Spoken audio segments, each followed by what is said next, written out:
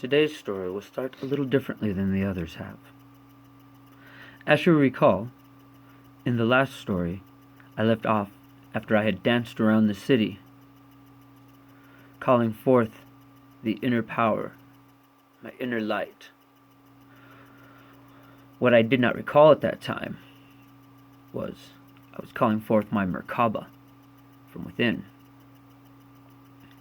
It had become even more a part of me when I had crashed, and part of Meryssa as we had melded into that tree. It was part of the whole thing. And so as I skipped and danced, I rose up into the air, with light following behind me, and the whole city had been lit up with the magic of my feet. They had all seen my demand for the return of my tree. Not all of these men were as foolish as their king. Some of his advisors met secretly after my warning, and although the king refused to relinquish my tree, they had planned in secret to come and meet me. This, however, did not happen. For the king had arrested all of these people but one. A small child by the name of Barthius escaped and made it into the woods, where he met up with some of my children.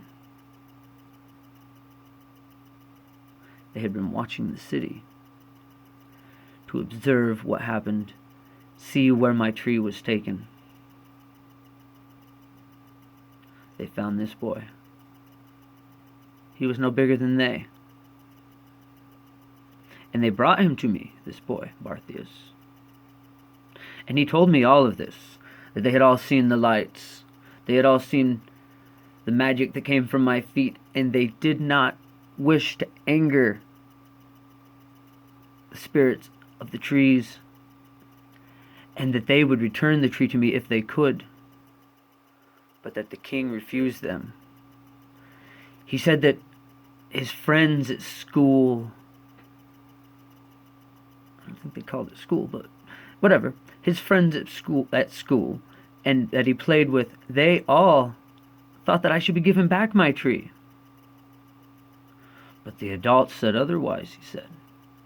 He said many of the adults said that they should not be afraid of such spirits, and that I would pass as soon as the coronation had occurred. Coronation. He also told me of the day that the coronation would occur. The king was already a king. They called him king.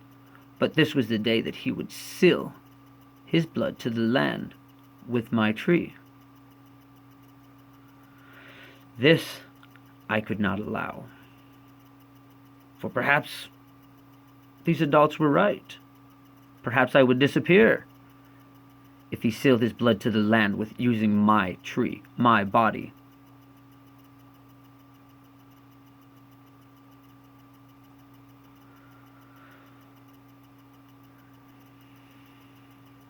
Barthius was to remain with us after that.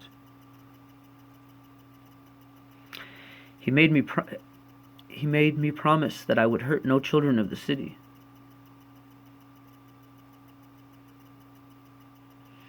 I didn't want to hurt anyone.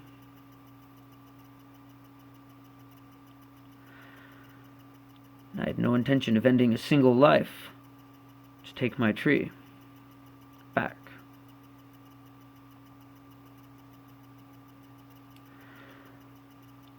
But I would do what I must to keep from disappearing.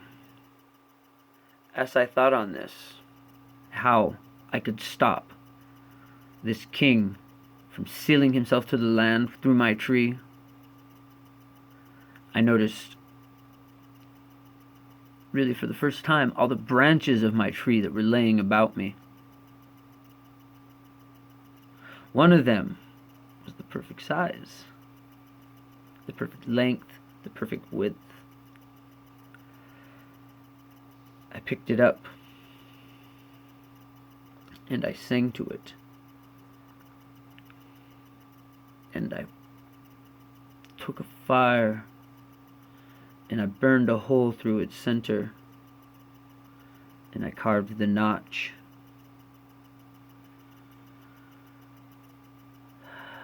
And I placed the stone and I carved the holes,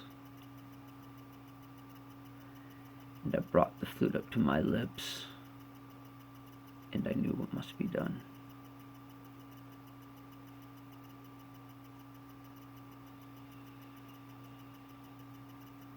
So on the day following my coronation, following the king's coronation,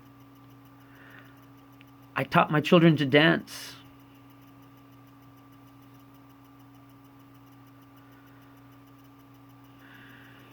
And I went again to the walls of the city,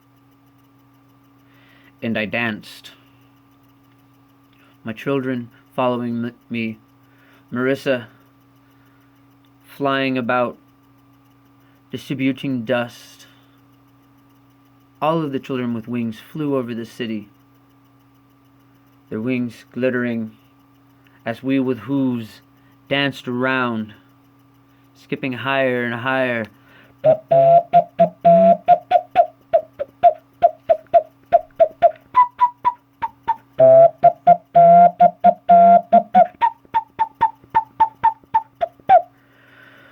Higher and higher, dancing about the city as the glitter, fairy dust, fell down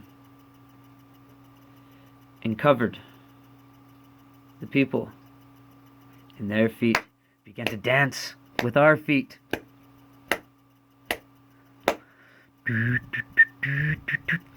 And up and up and out the people came and danced and followed us around the city walls, over and over again. In the meantime, my friend Grax had dug a large hole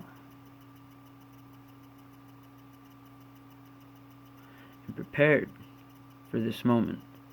Grax was no fighter, but Grax could dig.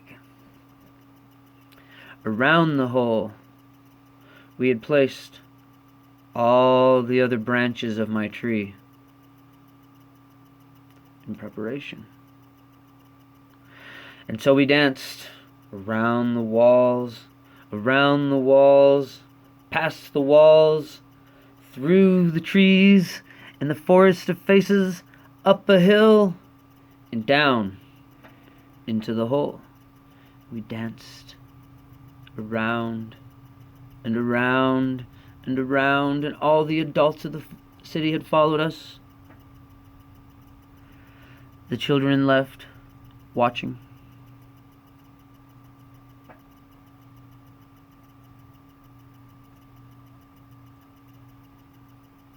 And when all the adults had danced into the hole, except for those apparently who had locked themselves away in the castle,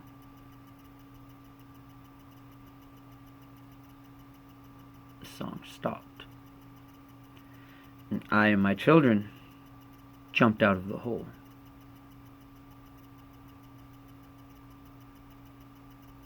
I said I had not intended to take a single life this day, and I did not. I simply changed the nature of those lives. As the adults came back to their senses and began scrambling out of the hole, I threw the branches down into the hole and as the branches touched the humans, they began to grow.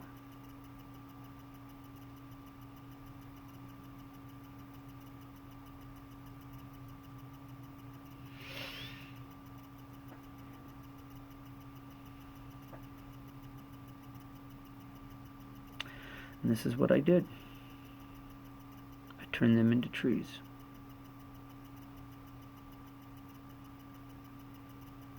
Perhaps this was cruel, but I was angry.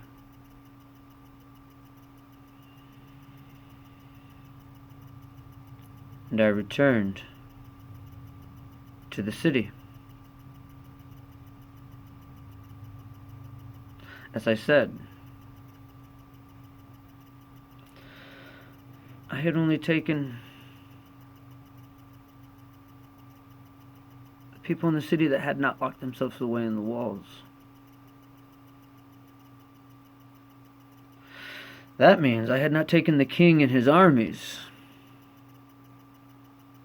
I had simply taken the people of the town.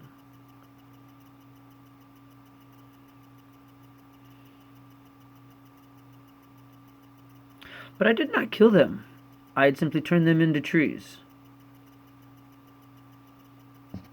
We will come back to this. Do not be too angry with me just yet. So,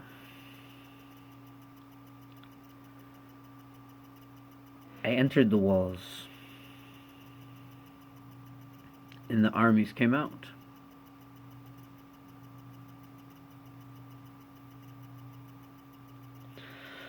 My children dispersed themselves throughout the city, taking with them Barthius,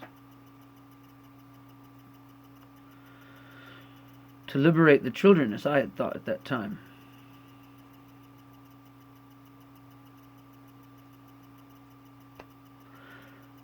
And the armies came towards me and my Meryssa.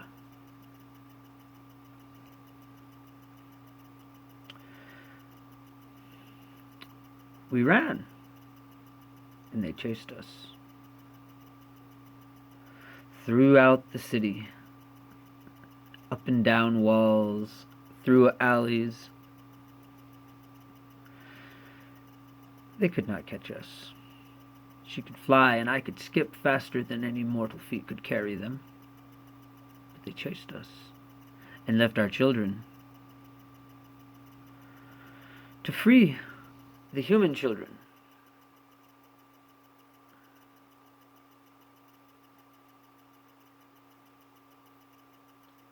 And when all the children had fled from the city, I left their armies to do what they would. Me and Meryssa melted into the stone of a wall. We went back to our stump. I did not expect the human children to be crying.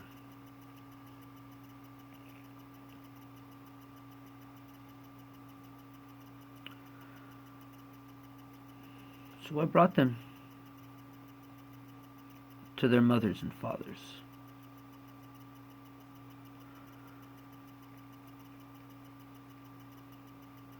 And those that asked,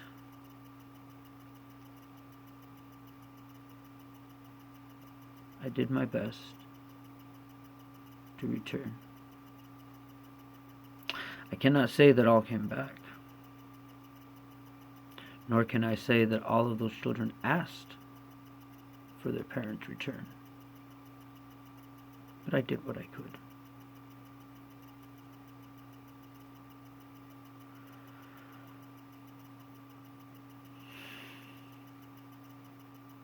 They do not call me kind for my actions, and I am not always right in what I do. There would be a few more days until the king attempted to carry out his ceremony.